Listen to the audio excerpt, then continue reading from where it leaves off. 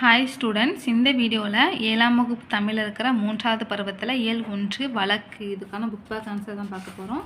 அதுக்கு page number 16 எடுத்துக்கோங்க. Page number 16ல் பாருங்கள். ஃபஸ்ட்டு இது பொறுத்துக்க. ஃபஸ்ட் ஒன்று எடுத்து பாருங்கள். பந்தருக்கு ஆன்சர் என்னது? கடைப்போலி. ரெண்டாவது மைஞ்சுக்கு ஆன்சர் முதற்போலி. மூணாவது அஞ்சுக்கு ஆன்சர் என்னது? முற்றுப்போலி. நாலாவது அரையருக்கு ஆன்சர் என்னது? இடைப்போலி. 2, 3, 4, 1 ஆன்சர் நோட் பண்ணிக்கோங்க. அடுத்து குருவினா ஃபஸ்ட் கொஸ்டின் பாருங்கள். வழக்கு என்றால் என்ன? இதுக்கான ஆன்சர் பேஜ் நம்பர் 13 எடுத்துக்கோங்க. பேஜ் நம்பர் 13ல் ஃபஸ்ட்டு ஒரு 3 வரி கொடுத்துருக்காங்க பார்த்தீங்களா? அதில் ஃபஸ்ட்டு வரிலேருந்து நோட் பண்ணிக்கோங்க. ஃபஸ்ட் வரி கடைசியில் பாருங்கள். நம் முன்னோர் அதுலேருந்து குறிக்க ஆரம்பித்து கடைசி வரி வழக்கு என்பர் அது வரைக்கும் வந்து நோட் பண்ணிக்கோங்க. இதுதான் ஃபஸ்ட் கொஸ்டினுக்கான ஆன்சர். அடுத்து செகண்ட் கொஸ்டின் பாருங்கள். இலக்கண போலி என்றால் என்ன? இதற்கான ஆன்சரும் அதே பேஜ் நம்பர் 13 எடுத்துக்கோங்க.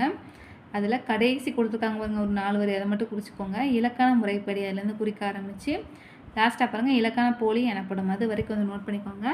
இது செகண்ட் கொஸ்டினுக்கான ஆன்சர். அடுத்து 3வது கொஸ்டின். தகுதி வழக்கின் வகைகள் யாவை? இதற்கான ஆன்சர் பேஜ் நம்பர் 15 எடுத்துக்கோங்க. பேஜ் நம்பர் 15ல் தகுதி வழக்குன்னு ஹெட்டிங் கொடுத்துருக்காங்க பார்த்தீங்களா? அதில் 2வது வரியிலேருந்து நோட் பண்ணிக்கோங்க. தகுதி வழக்கு 3 வகைப்படும்.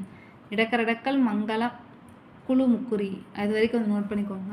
இதுதான் 3வது கொஸ்டினுக்கான ஆன்சர்.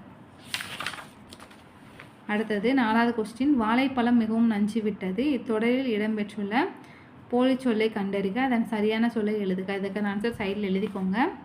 வாழைப்பழம் மிகவும் நஞ்சு விட்டது. இத்தொடரில் இடம்பெற்றுள்ள போலி சொல் நஞ்சு விட்டது. அதன் சரியான சொல் என்னது? நைந்து. நஞ்சு விட்டதுன்னு எழுதக்கூடாது, நைந்து விட்டது அப்படின்னு எழுதணும்.